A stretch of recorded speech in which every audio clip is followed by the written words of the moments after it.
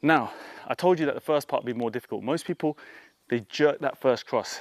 They want to get into this move quickly, and boom, that hurts. That hurt me just now.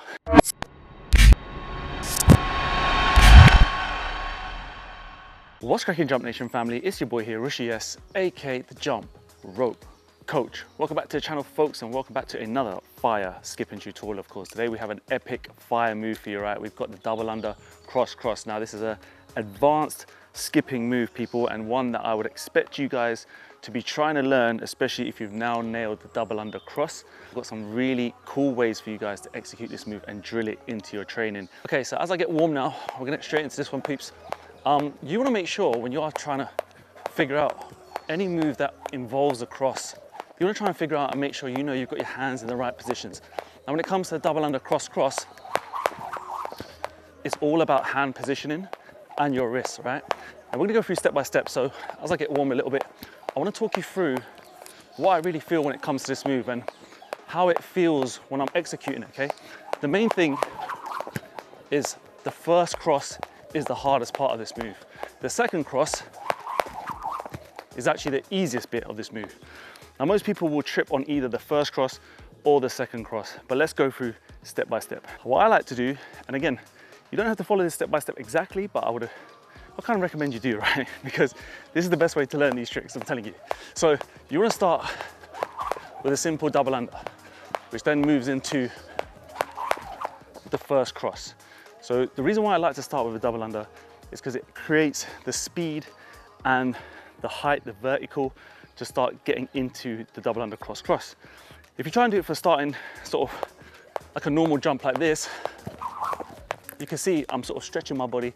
I can do it, but I'd like you to sort of learn it within a combination so you can transition into the move nicely. So you're gonna start with your first double under, and the next thing you're just gonna do, guys, is gonna go one double under, two double under, and then you're gonna just go into this cross move. So one double under, you're gonna do another double under, so now we're in the motion, and you're just gonna finish with just doing a little cross, like this. So basically on your third jump, right? On your third kind of double under type of jump, you're gonna now just jump and cross. So it's gonna look like this, okay? So you're gonna go one, two, and just that. And you're gonna try and drill this for a few times, okay?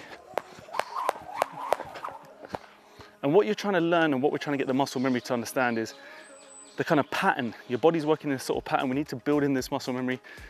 It's just the way it works, right? You need to learn when it comes to any skipping move, you need to drill and just break the pieces up one by one, if that makes sense, okay? Don't just try and do the move until you kind of get it right. Sometimes you trip, sometimes you don't. It's just, this is the way your body loves to learn. It's just making sure the pieces start to flow better. So I want you to get the first piece right, which is you're hanging in midair and you're crossing at the same time. Just remember on the cross. So I talked about hands and wrist positions in the beginning. You're gonna make sure when you do the first cross, guys, is that we're not too far down here with a low cross. We're not too high up. Anytime we move any height in our hands, we're gonna shorten the rope. We're gonna inevitably trip. And again, if we're too low, we can't get a wide enough cross. You can see it's gonna be really difficult for the rope to pass my body. You wanna make sure that you're feeling comfortable to find the sort of perfect point. And for me, that's kind of around my belly button. When I'm sort of around my belly button, I'm feeling a cross in the sense of my thumbs are pointing down and away from me. They're not facing up like this. My feeling is that I turn the wrist down and they're facing away from me. That's the first point. And when you can get that feeling, the cross then starts to get a bit of speed. And this is what we need. We need to now get into this double cross move, which means when we have the wrist pointing like this, the thumbs down and away, we can actually generate a really nice wrist snap. And that's the first part of this move, is just to really get the cross perfect. So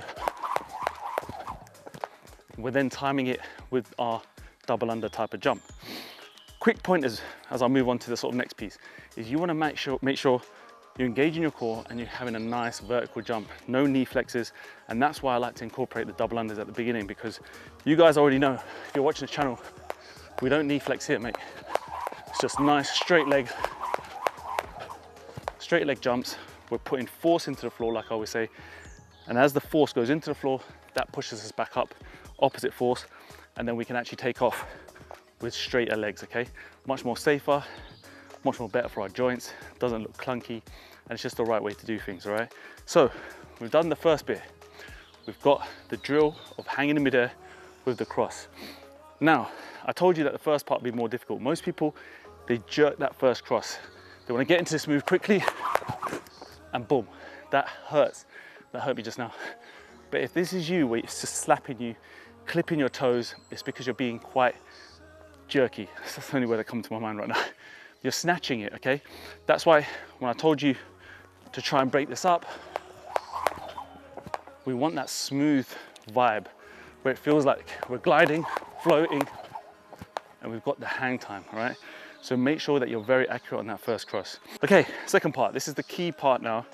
And I actually think this is the easier bit. Once you've done the first bit and you've got through jumping, creating the cross, you're now in midair, grip pressure. If you can understand this point, guys, this is so key. I can't emphasize this enough. If you learn to let go of the control, give up the control, right? You get more control. I don't know where I got that quote from. It just sounded cool. Honestly, if you death grip this thing, the tension in your arms will go straight into the rope. This is an extension of our arms. This rope will do what we want it to do, only if we just give some control back to it, okay? So you have to make sure the first cross, we're almost feeling like we just want to flick water off our fingertips, okay? You want to make sure there's a bit of snap. So when the first cross comes, and I mentioned the thumbs going down and away, my feeling, right, it won't look like this on camera, is I'm feeling like I'm going that, right? It feels like I'm shaking water off my fingertips. Try and get this feeling. If you end up jerking, okay, fucking stop you saying that word, man. If you end up just really tense and snatching at the first cross, there's no speed in this rope, and that's the point. We need speed, we need whip, and we need this rope to move around us smooth, but also quick, all right? I talk about making sure we don't choose speed over accuracy. In this movement alone, we need both. We do need accuracy, but we do need speed, but the speed can only come from, again, this wrist snap. So we're gonna go into this now. We've got our hang time, we've got our first jump, we're feeling nice.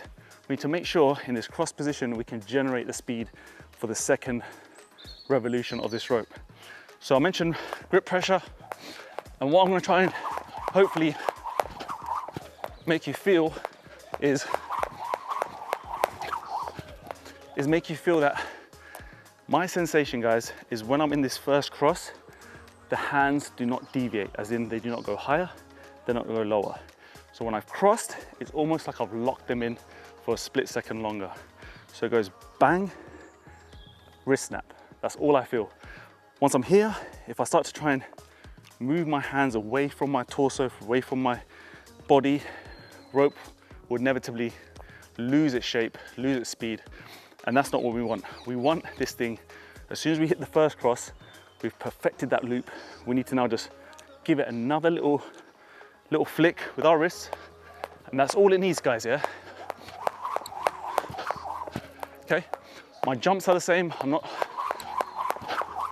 flexing the knees, but